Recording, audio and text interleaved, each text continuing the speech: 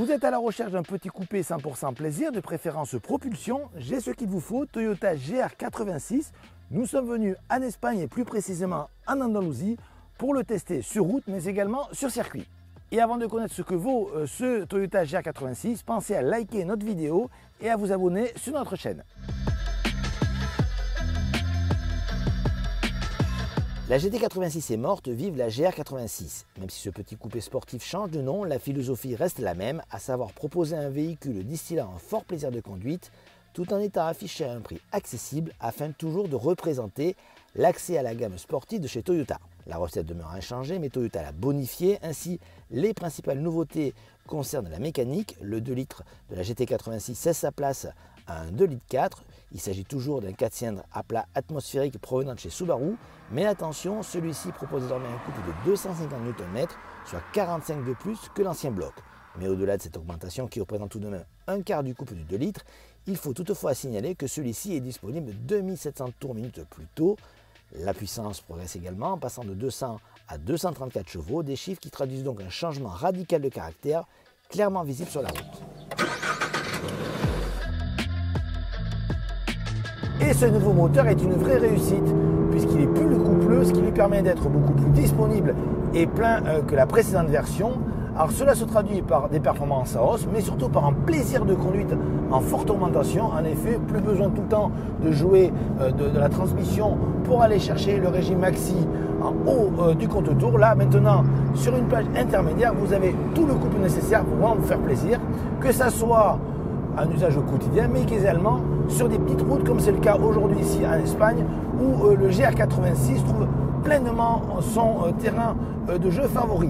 Alors au niveau bien sûr des sensations, c'est super sympa.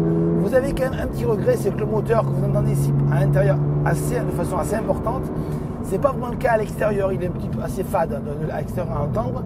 Par contre, les bruits de roulement, eux, sont assez importants et ça gâche un petit peu le plaisir. On aurait aimé entendre un peu plus le moteur et moins le bruit de roulement. On termine par un petit point concernant la consommation. Si vous roulez tranquillement, comptez aux environs de 9 litres au 100. Si vous le jouez, là par contre, vous êtes 14-15 litres au 100, mais c'est normal pour un véhicule dit plaisir et sensation.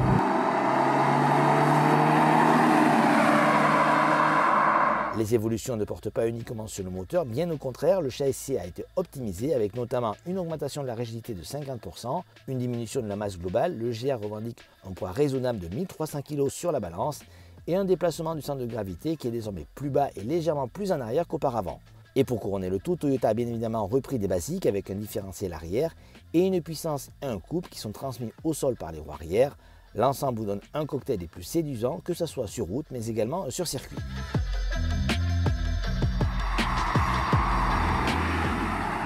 Question de comportement, ce GR86 coche quasiment toutes les bonnes cases où on recherche une propulsion. Vous avez un véhicule joueur, sain, mais pas piégeux.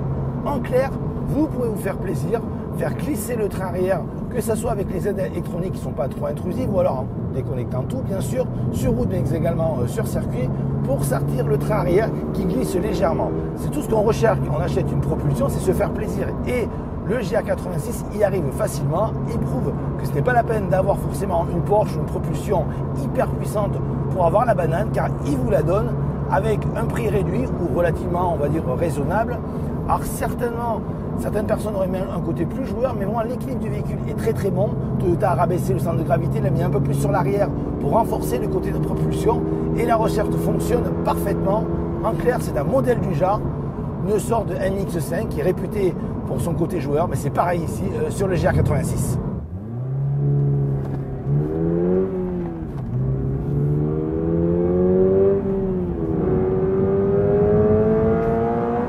Et voilà, on vous l'avait promis, la GR86 sur circuit, ça vaut quoi? On est aujourd'hui sur la piste de Monteblanco, à côté donc de Séville en Andalousie. Alors on s'est vraiment éclaté sur la route. Et sur circuit, sur circuit, pas de surprise, c'est également le cas avec cette GR86, c'est vraiment du pur bonheur.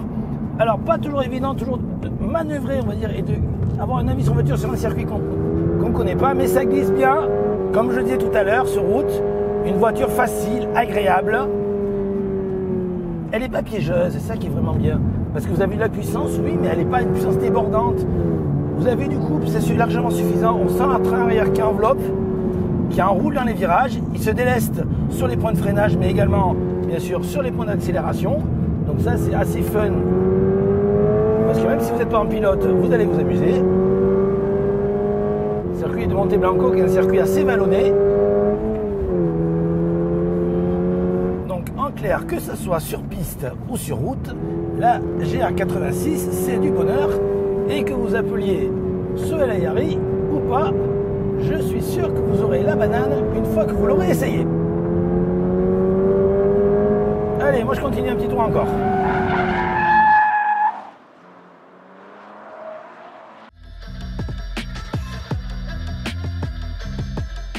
Ultra plaisante à conduire, la Toyota GR86 a également modernisé son style afin d'augmenter son pouvoir de séduction.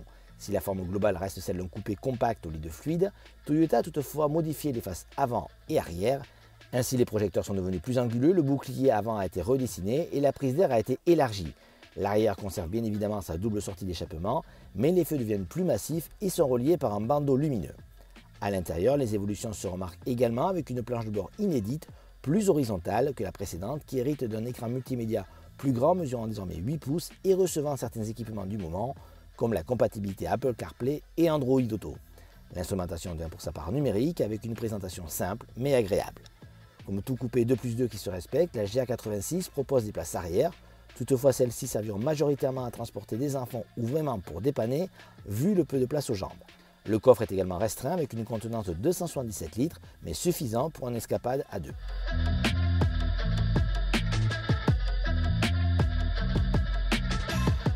Vous l'avez compris, ce Toyota GR86 est une vraie réussite qui devrait séduire aussi bien les amateurs de sportivité que de voitures plaisir. Commercialisé à partir de 33 900 €, ces prix sont plutôt raisonnables, mais il se fait littéralement massacrer par le malus car à l'intégrant, la facture totale atteint 50 000 €, de quoi refroidir les plus passionnés.